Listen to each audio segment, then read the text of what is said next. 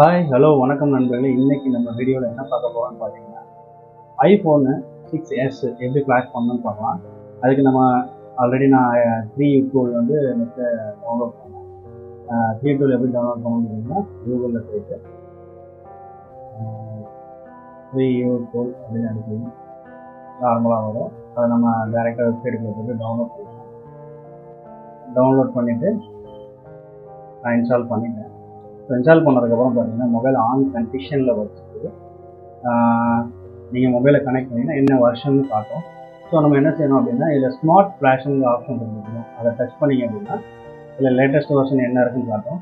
இதில் நீங்கள் டேரெக்டாக கொடுத்து டவுன்லோட் கூட பண்ணிக்கலாம். அப்படி இல்லைன்னா குரோமில் போயிட்டு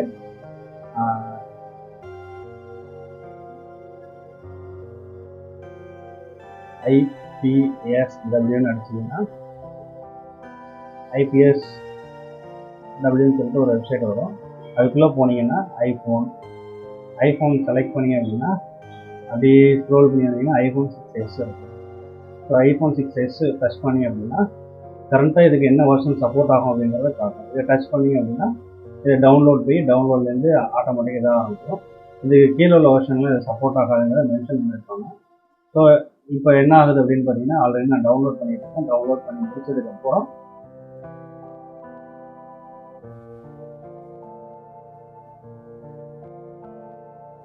கம்ப்ளீட்டாக டவுன்லோட் ஆகி முடியும்.